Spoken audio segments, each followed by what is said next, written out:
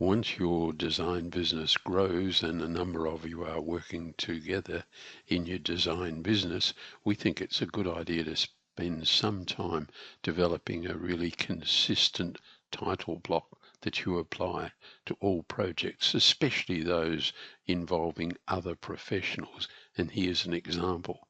The first thing is, this is if I zoom in here on the scale that's going to be used for a scale, that scale value could of course change, but it's designed for an A1 sheet, and that's the size sheet that you would use in professional presentations to clients for local authorities and so on. So first things first is get the size of it right, and if I pan up a little, we've made this block 50 units, 50 millimeters, and we're using whole numbers to lay out sections within the title block. So that's confusing, so let's get rid of them now. So now we're looking at our title block. It has a relatively thick border around it, and that's been set over here to 0.3 of a millimeter. Notice that there's a difference in each little box.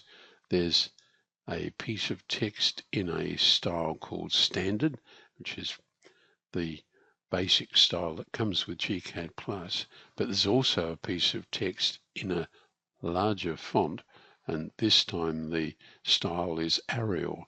So we're using two different text styles in this layout for the title block.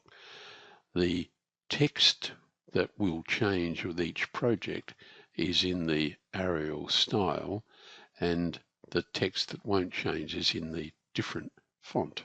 So that helps you distinguish between information that's going to be really important versus your standard information.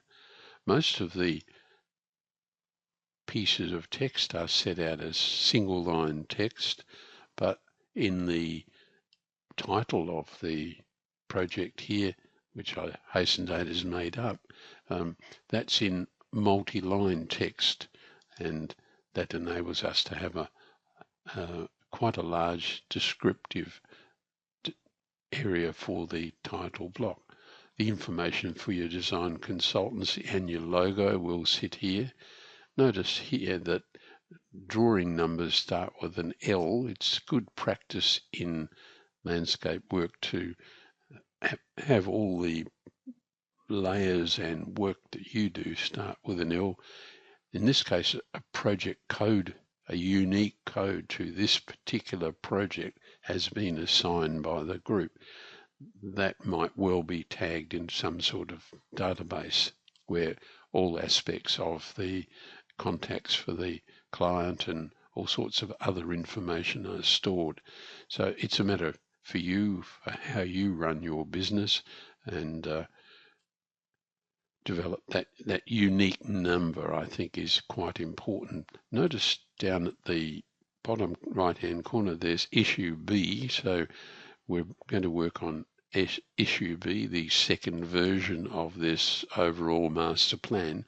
But up here in this zone here, which can be extended easily, we've put some information about issue A, so you know that in 11024 a copy of the drawing, the design, went out to tender, and you're now working perhaps with the successful tenderer to modify the design and carry on.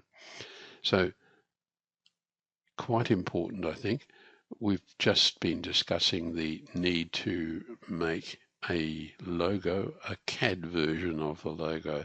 So if we click in here and right click and say we're going to edit the block, this is a piece of text here, and in this case we made the logo by having, because it's an unusual one with a capital E in there, that's a single piece of text, single text, and here we've got two characters in that zone. That's enabled us to make up the logo, but what we're not doing is using an image file, because we would have to transmit that image file to every recipient in this process. And we're assuming you're going to work with surveyors and landscape architects and others.